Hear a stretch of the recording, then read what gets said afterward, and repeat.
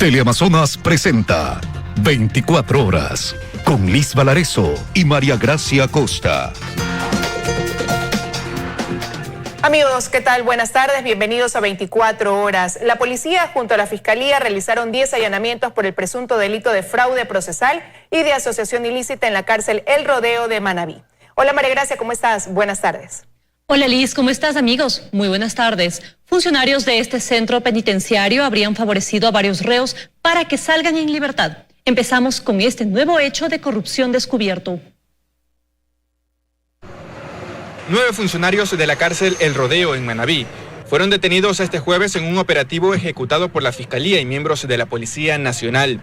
Ellos son investigados por presuntamente cometer un delito de fraude procesal y otro de asociación ilícita.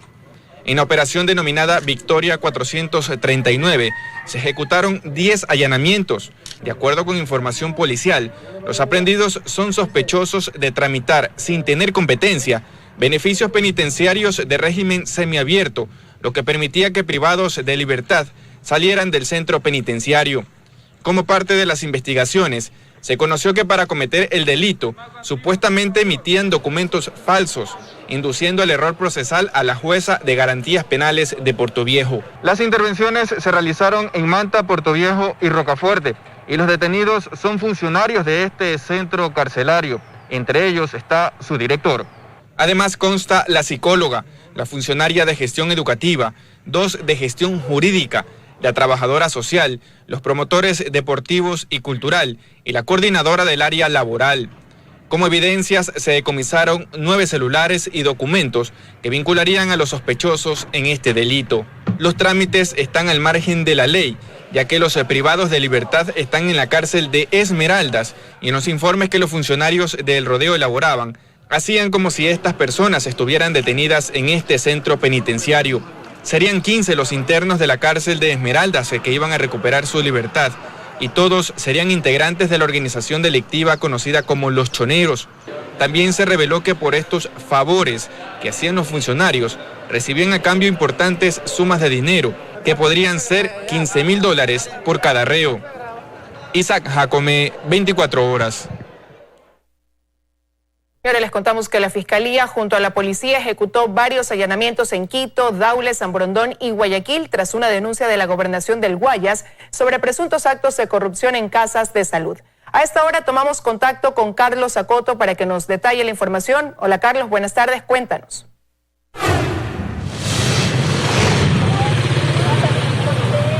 ¿Qué tal, Elis, amigos? Muy buenas tardes. Uno de los allanamientos se efectuó en el Hospital Guayaquil, ubicado aquí en el suburbio del puerto principal, donde fueron detenidos 5 funcionarios de esta casa de salud, presuntamente involucrados en actos de corrupción. Así lo informó el director nacional de la Policía Judicial, quien participó en este operativo. Escuchemos. Se dio la detención de 5 ciudadanos posiblemente vinculados a delitos de peculado y asociación ilícita, específicamente temas relacionados con los procesos de contratación pública. ¿Qué sobre precios? Vamos a ponerles a órdenes de la autoridad competente para que ellos determinen lo correspondiente. ¿Quiénes son los detenidos? 55 funcionarios de ese hospital. ¿Qué cargos, por favor, con la bondad? ¿Qué cargos tienen ellos? Trabajan en farmacia, departamento de compras públicas, nutrición.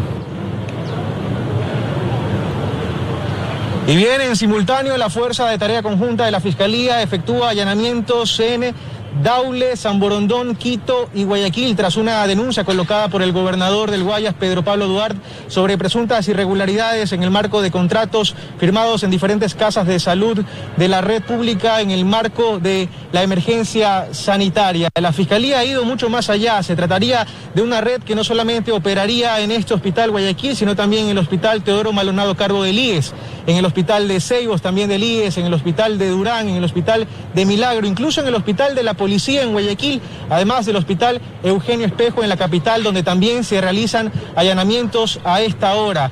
Este noticiero pudo conocer que se han emitido 33 órdenes de detención con fines investigativos por 24 horas.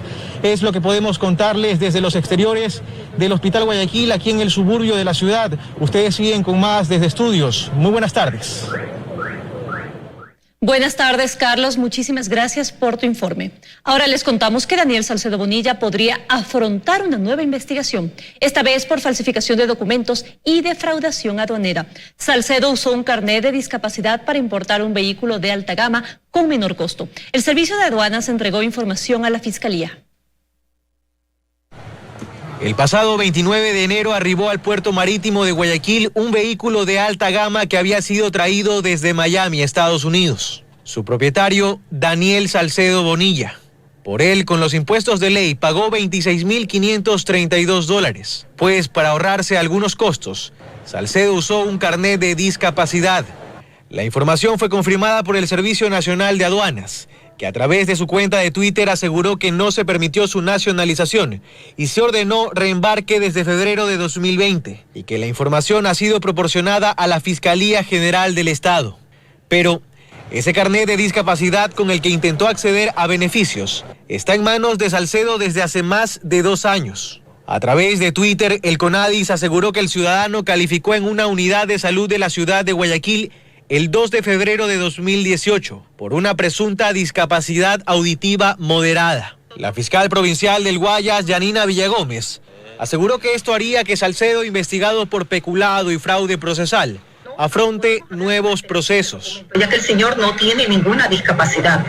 De darse esa información, nos corresponde a nosotros, sí, de oficio, verificar no solamente la falsificación del documento, sino de un presunto delito de defraudación aduanera al tratar de ingresar al país un vehículo con información falsa.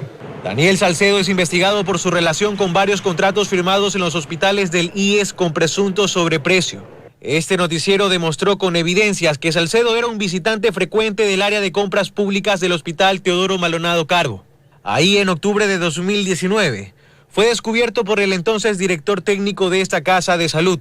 Salcedo se encontraba en compañía de Mariuxi Mite Vivar, quien envió documentación a este noticiero, asegurando que pese a que ya no trabajaba ahí, tenía permiso para entrar a recopilar información para presentar descargos ante la Contraloría General del Estado. En una carta enviada a esta redacción, Mite asegura: no tengo vínculos con Daniel Salcedo, no tengo vínculos con los Bucaram, no he trabajado para ninguna de sus empresas, no he recibido dinero ni sobornado a nadie. Así, Mariuxi Mite Vivar se desmarca de Salcedo y sus negocios, sobre los que continúan apareciendo nuevas irregularidades. En Guayaquil, Carlos Acoto, 24 horas. Fuentes dentro del hospital del IES Teodoro Maldonado de Guayaquil aseguran que parte de la red que manejó el hospital continúa allí. Incluso el nuevo presidente del IES, Jorge Guátez, no se atrevió a asegurar que tras las detenciones e identificación de los posibles responsables, la organización esté fuera de la entidad. Debajo de estos nombres de los que hoy escuchamos hablar, exaltas autoridades del Hospital Teodoro Maldonado Carbo, hay más. Y eso debemos saberlo para entender la red y para presumir que ésta sigue estando allí. Un ejemplo: ¿cómo es que en el Hospital Teodoro Maldonado Carbo se compró en un solo día 6,000 unidades de factor 8 por casi $6 millones, cuando en todo Guayaquil solo hay 35 pacientes con hemofilia A? Para que una compra se efectúe antes debe existir un requerimiento que revele la necesidad de una medicina. Un médico jefe de área es quien firma esto. Es decir, para que se hayan realizado estos convenios de pago, un médico debió requerir la compra. Se está dejando de lado la parte administrativa donde se originaban dichos requerimientos. Usted sabe que cuando se origina un requerimiento, se origina desde un jefe de una unidad, independientemente sea del área médica o del área administrativa. Ahí se inicia la corrupción. En un solo día se firmó este convenio de casi $1 millón, este otro por 800,000 más, este por casi 1 millón, otro de 1 millón más, 2 por 2 millones más, uno más de $65,000, otro por $329,000 y siguieron. Hay otro convenio firmado el mismo día por $676,000 y uno por $416,000 más. Todo esto para los solo 35 pacientes con hemofilia A.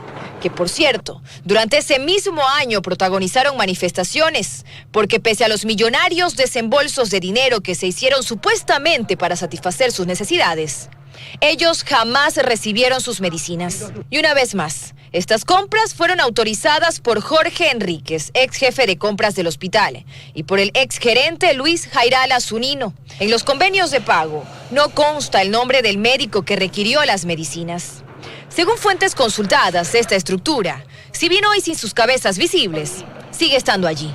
¿Y esa estructura permanece? Así es. Al verificar el registro del hospital, incluso Luis Jairala Zunino, quien tiene una orden de detención en su contra, sigue constando como jefe de área de cirugía. Y Carla Cárdenas, quien trabajó en el área de compras públicas y es esposa de César Rodríguez, accidentado en la avioneta con Daniel Salcedo, también sigue apareciendo como jefa de área y goza de vacaciones.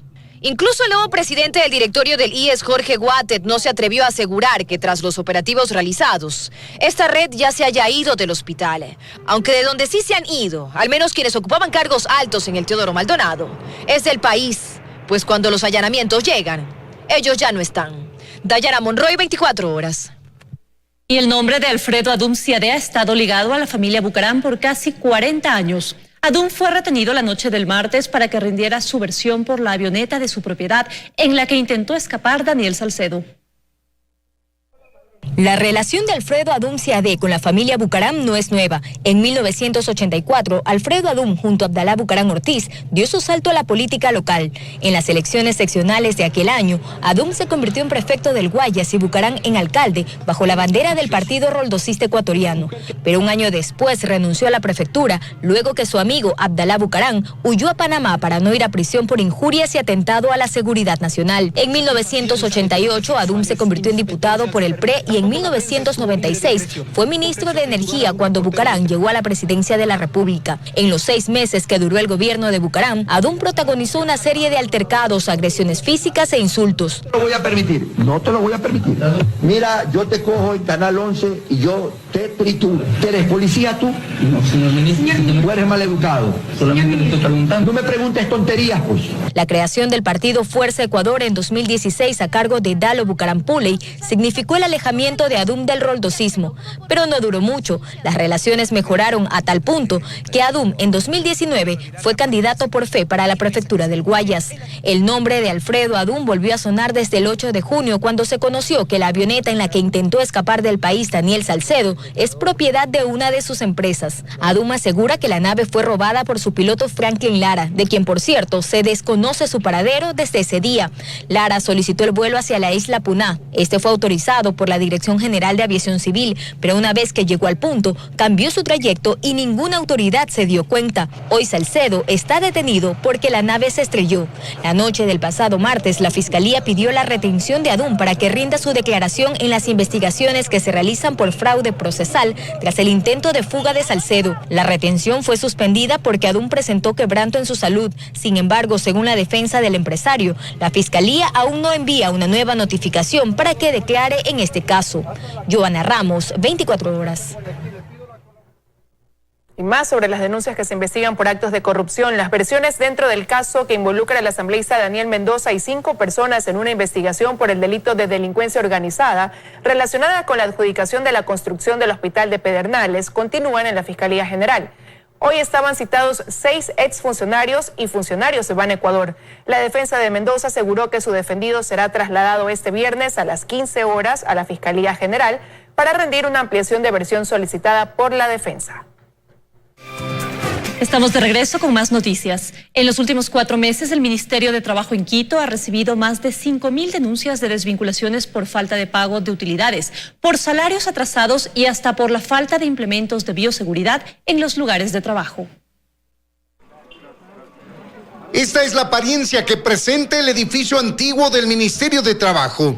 Aquí funciona la Dirección Regional de Trabajo, que desde este lunes se ha visto congestionada con cientos de personas. Desde el viernes 12 de junio se levantaron los plazos y términos. La resolución 009 quedó sin efecto, con la cual se suspendían los plazos y términos para la atención de procedimientos. Entonces tenemos la necesidad de brindar una atención presencial a nuestros usuarios. Pero a más de ello, cientos de ciudadanos han empezado a visitar esta dependencia laboral para presentar denuncias de todo tipo.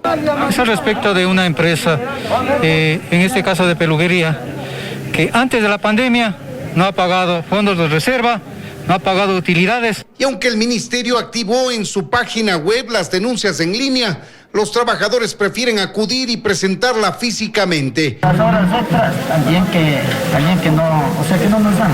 Con temas relacionados a despidos intempestivos, no pago de indemnizaciones, retraso en el pago de salarios, no pago de utilidades, entre otros. Desde el 17 de marzo hemos recibido en la Dirección Regional de Trabajo y Servicio Público de Quito 5.052 denuncias. ¿Eso es mucho, es poco para tener nosotros una idea? Nosotros en el año 2019 atendimos 3.200 denuncias. Los ciudadanos hacen fila para recibir atención, pasan un filtro de bioseguridad y acceden de manera ágil a presentar sus denuncias. Bueno, yo vine aquí a denunciar lo que es un despido intempestivo. Ellos me llamaron, yo fui a la empresa y me dieron un cheque de $347, o sea, muchísimo menos de lo que ellos me estaban ofreciendo si yo ponía las denuncias. Ellos buscan la intervención del Ministerio de Trabajo para que se garanticen sus derechos. Sin embargo, el ministerio empezó a dar trámite recién a las presentadas en marzo, es decir, antes de la pandemia. En Quito, Freddy Paredes, 24 horas. El alcalde de Quito, Jorge Yunda, y la prefecta de Pichincha, Paola Pavón, coincidieron en una solicitud al COE provincial para aumentar las horas del toque de queda y que se imponga la ley seca en Pichincha. Desde el municipio de Quito y desde la prefectura de Pichincha hay coincidencias entre Jorge Yunda y Paola Pavón. Los dos hicieron pedidos al COE provincial para ser exhortados al COE nacional. El alcalde Yunda solicita que el retorno de los trabajadores del sector público se postergue hasta el 1 de julio. Asimismo, la aplicación de ley seca durante los fines de semana, que el toque de queda sea desde las 18 horas y postergar el inicio del funcionamiento del transporte interprovincial. Le pedimos al COE nacional la ley seca. Adicional a eso, estamos solicitando se retrase la incorporación de los funcionarios públicos, sobre todo en la capital de los ecuatorianos. Sin embargo, en el Consejo Metropolitano no están de acuerdo en todas estas coincidencias entre el alcalde y la prefecta. En cuanto a las horas, yo creo que la gente lo que necesita es justamente más horas para poder en ese tiempo dispersar sus actividades y no menos horas. Porque las actividades productivas privadas están haciendo su mayor esfuerzo para reactivarse. Más horas de toque de queda es restringir las horas de producción. No estoy absolutamente de acuerdo. Sobre otros temas como la postergación del inicio del transporte interprovincial, coinciden con el pedido. Creo que es acertado que se mantenga sin funcionar en Quito hasta el 1 de julio. Pedir que los servidores públicos, que son alrededor de 180,000, ingresen en 1 o 2 semanas después, no creo que haya problema. Según el equipo del alcalde, parte del pedido obedece al incremento de los accidentes vehiculares que pondría más presión al sistema de salud. Además, según información entregada por el ministro de Salud, en Pichincha, el promedio diario de atenciones de enfermedades respiratorias en emergencia pasó de 627 en mayo a 183 en junio y el número de defunciones de 198 en mayo a 10 en junio. Ahora resta que los COE provincial y nacional se pronuncien sobre estos pedidos. En Quito, María Gracia Costa, 24 horas.